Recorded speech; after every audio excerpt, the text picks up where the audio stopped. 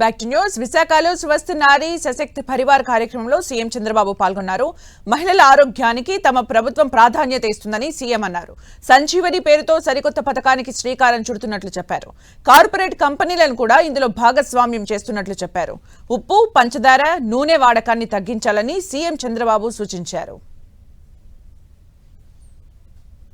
ఈరోజు government of India పెద్ద ఎత్తున డబ్బులు ఖర్చు పెడుతున్నారు. అదే మరి రాష్ట్ర ప్రభుత్వం కూడా పెద్ద ఎత్తున ఈరోజు మనం డబ్బులు ఖర్చు పెడుతున్నాం.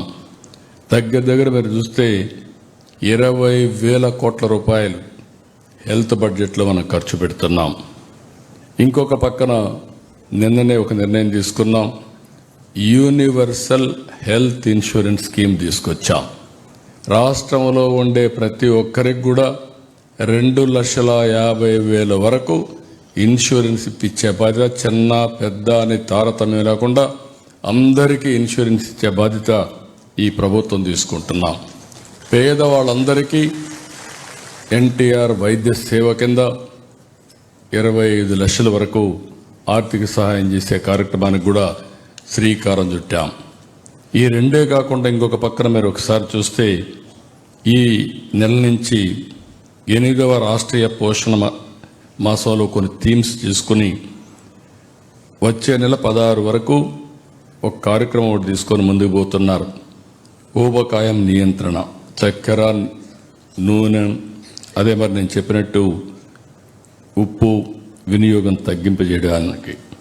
ఇంకొక పక్కన ఈరోజు ఫ్రీ స్కూల్ విద్యతో పాటు పోషణ విషయాలని చెప్పడం, infant and young child feeding, breast ఫీడింగ్ని ఇవన్నీ ప్రమోట్ చేయడం.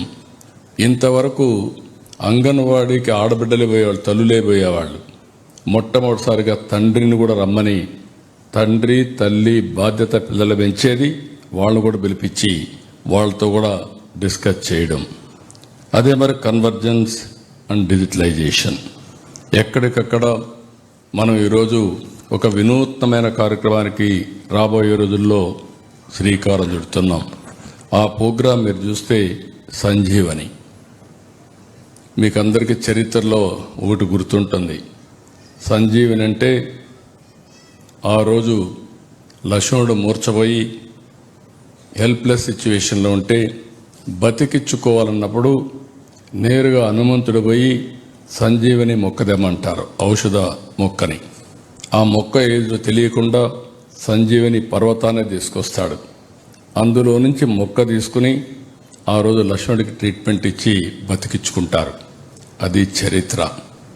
ఈరోజు మీరందరూ కూడా గుర్తుపెట్టుకోవాల్సింది, బిల్ గేట్స్ ఫౌండేషన్తో వర్కౌట్ చేస్తున్నాం.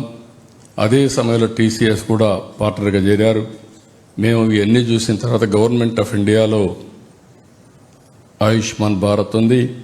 అదే సమయంలో రాష్ట్ర ప్రభుత్వం ఎన్టీఆర్ వైద్య సేవ ఉంది, హాస్పిటల్స్ ఉన్నాయి. అన్నీ ఇంటిగ్రేట్ చేసి ప్రపంచంలో ఉండే నాలెడ్జ్ తీసుకొచ్చి మీ ఇంటి దగ్గరనే మీ ఆరోగ్యాన్ని కాపాడే విధంగా సంజీవని ద్వారా ఇంటిగ్రేట్ చేయబోతున్నాం.